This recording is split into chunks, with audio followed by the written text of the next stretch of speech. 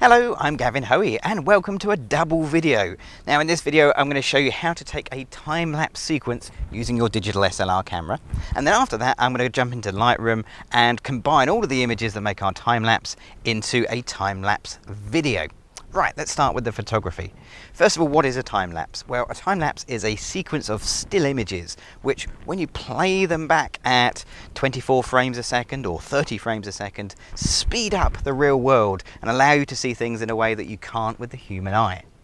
To do it, I'm going to take a series of pictures with a set gap in between, and I'm going to go and take one picture every 5 seconds. Now that means in a minute I will take 12 pictures, and in 2 minutes I'll take 24 pictures. So in other words, if I play this back at 24 frames a second, 2 minutes of the real world will become 1 second of video. Now what are you actually going to put in your time lapse? Well, really you want to photograph anything that has movement, but really slow movement. Things like clouds drifting across. Now to me they're barely moving, but if we speed that up in a time lapse we'll see the clouds moving much faster. I'm also on the Norfolk Broads today, so we've got little boats just going up and down the Broads here, which is all very nice and lovely. So we're going to record those and they should be whizzing along like speedboats in the time lapse. So that's the theory. Let's talk about the practical side of things. A couple of pieces of equipment are absolutely vital. Now, in my case, the most essential thing is really a tripod. Good, sturdy, solid tripod, because you just don't want your camera to move at any point during the time-lapse sequence. So my big, heavy Manfrotto tripod is the tool for the job today. Next, well, that is the camera itself. And digital SLR is absolutely fine. You can even do this with some compact cameras as well. Perhaps the next most essential piece of equipment is an intervalometer. Blimey, what's an intervalometer? Well, an intervalometer is simply a posh way of saying a little machine that presses the camera shutter for you. Because I don't want to sit here for the next couple of hours pressing the shutter button once every 5 seconds. It's going to be pretty dull, and it probably won't work as well as if I get the little computer to do it. Now, you might have an intervalometer built into your camera. Check out the menu, see if it's there. My Canon 40D doesn't have one of them, so I'm going to have to do this manually, and I've got this Photix intervalometer, and all it does is press the button once every 5 seconds or 10 seconds or whatever I set it to do. So that's the basic setup. Let's actually go through the camera setup itself. For my time-lapse to work, I want as little to change from one picture to the next, so I'm going to put everything into manual that I possibly can. So let's do that. Let's start with manual metering, okay, manual exposure. That means I've got to choose an aperture and a shutter speed.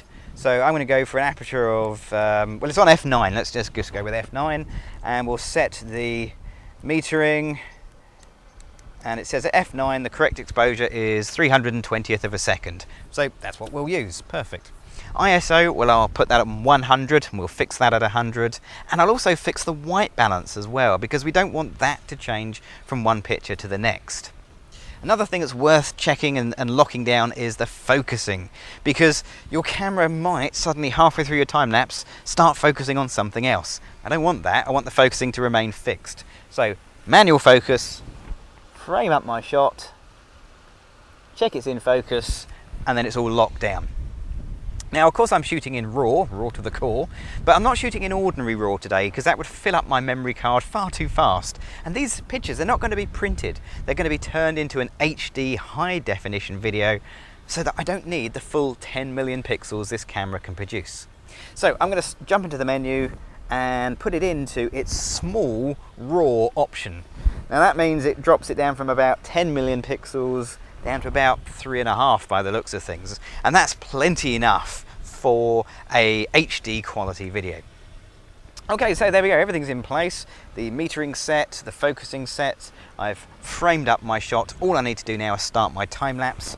So I'll press the start stop button on my intervalometer and we'll let that run through. Here it goes.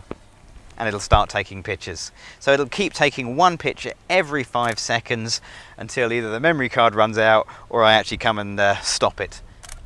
I could leave this running quite happily, but I think I'm just going to stay here for a little bit and just admire the amazing view of the Norfolk Broads from the top of Norton Marsh Mill, where I'm currently located. What a wonderful place.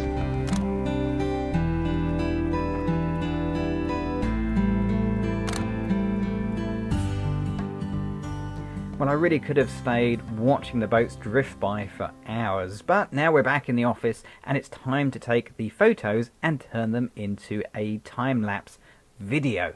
And to do that, I'm going to use Lightroom 3.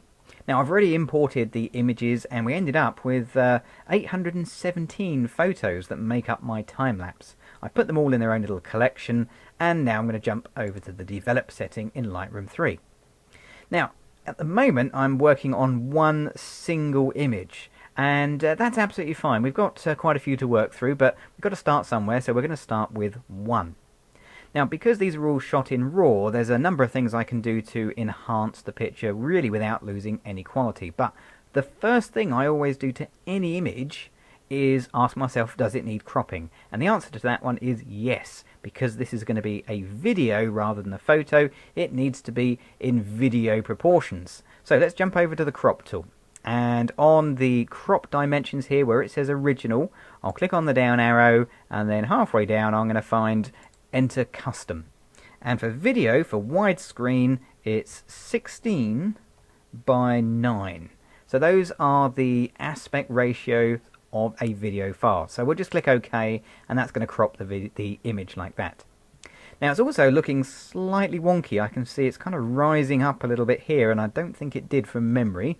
So whilst I'm on the crop tool, let's get the straighten tool, and we'll just draw the angle out, something like that. I think that's going to look a little bit more, yeah, a little bit more straight. Okay, and we can close the crop tool down. That's it, our image is cropped.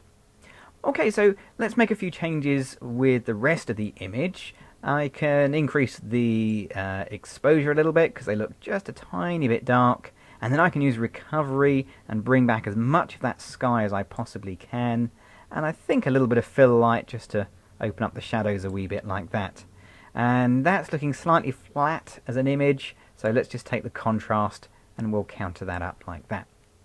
A couple of other things. Well, colour-wise, we can give the colours a bit of a boost, and we'll take the vibrance up and a little bit of underlying saturation, but it is looking slightly adrift on colour. Even though I went to the trouble of setting a white balance in camera, as it turned out, I think my white balance I chose was slightly wrong. So let's come back up to the white balance. Let's try daylight.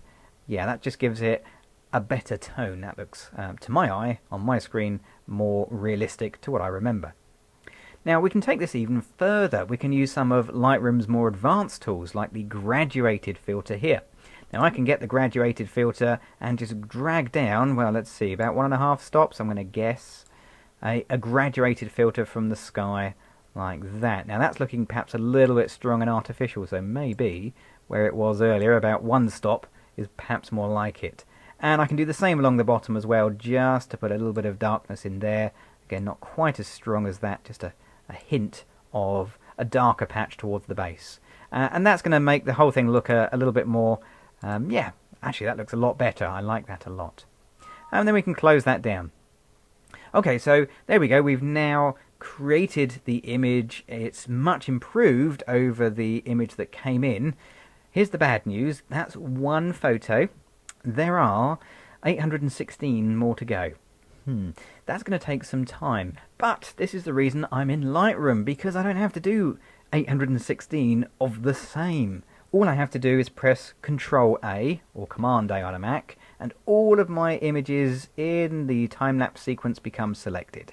And then at the bottom of the Develop pod here, I've got the Sync button. Click on Sync, click on Check All, and then synchronize. And it'll synchronize this one image, our first image. It'll synchronize it right the way down the line on all 817, so they'll all get the same effects, the same white balance, the same graduated filter, the same cropping, and the same everything else.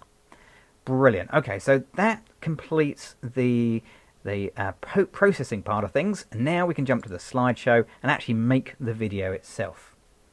Right, now, there are plenty of options in the slideshow, but have a little look down through the presets here. This is where it starts to get interesting. The Lightroom presets.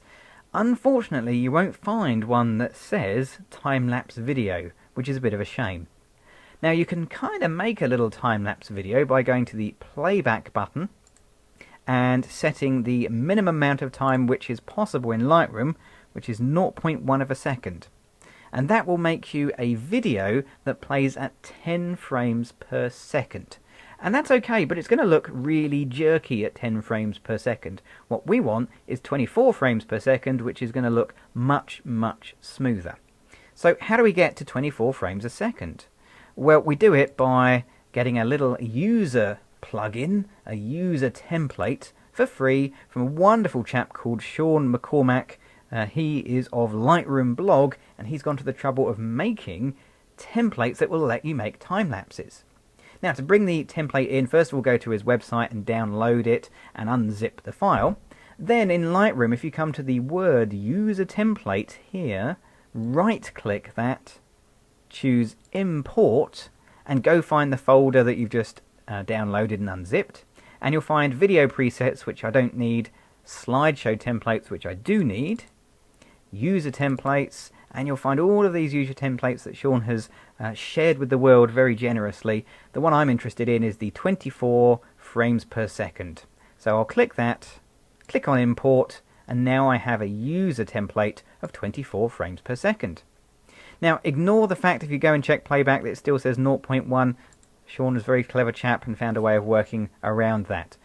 So now all I need to do is click on the export video button, choose a video preset, normally 720p or 1080p, and give this a file name, Timelapse. There we go, and click save. And then it'll go through and start to turn this sequence of images into a video file. So there you go, there is how you can take your time-lapse photos and then use Lightroom to create your time-lapse video. Now if you want to find out more about me, visit my website at www.gavtrain.com, and I'll see you again here for another video tutorial very soon. I'm Gavin Hoey, thanks for watching.